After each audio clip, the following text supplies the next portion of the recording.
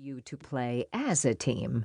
Unleashing the talents of your team and getting them to work together means that you must develop people, both individually and collectively.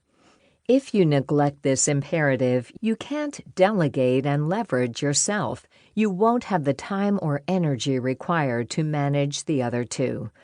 Leadership is not simply getting every one-on-one relationship right with your people. It is about building the culture needed to deliver on ever more demanding priorities.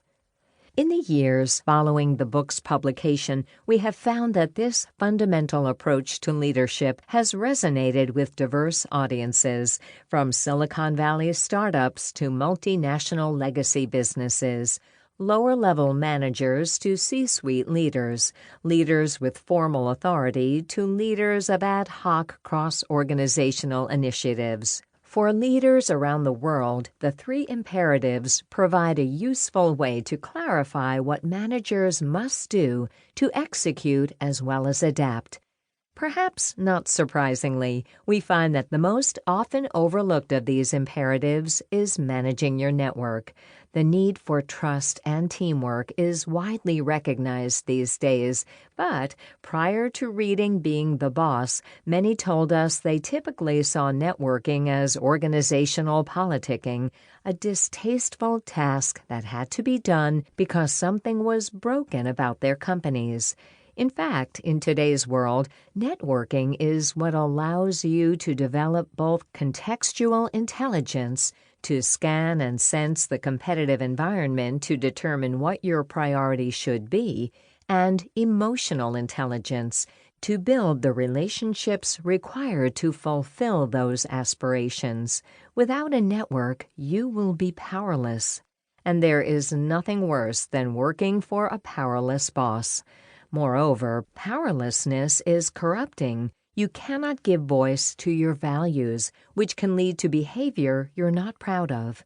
For many leaders, even CEOs, seeing networking highlighted as one of the three imperatives of leadership was something of a revelation. Managing your network is becoming more important now than ever. Leading change today, and in particular leading innovation, requires an enterprise-wide mindset and the ability to work across and outside the organization, even to build cross-industry and cross-sector ecosystems.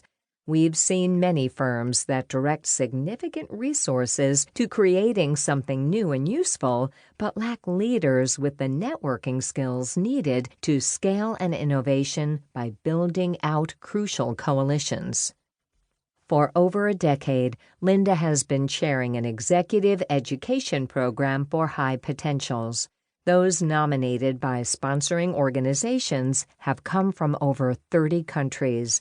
To drive the design of that program, Linda and her colleagues have done interviews of the C-suite, asking, what does it take to be a high-potential leader in your organization today, and what did it take 10 years ago? What they hear is that today it is not enough to be a value creator. To be considered a high potential, you must also be a game changer in your organization. High potentials today are those with the ability to create value and change the game.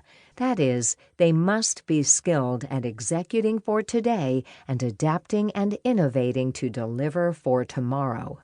A value creator is someone who has the ability to deliver on the contract they have made with customers. Value creation is a formidable challenge these days. Your team and network aren't easy to get aligned, and customers can be exacting and unforgiving in their expectations. Game-changing is about anticipating future possibilities and proactively going beyond the contract, as one CEO put it. It is about being willing and able to innovate, to take calculated risks, perhaps making a misstep, but learning fast, adjusting, and moving forward. Your organization is counting on you to stop playing it safe. Otherwise, competitors, often from different industries and geographies, will take your business. Leadership has always been hard, and in a world in which the competitive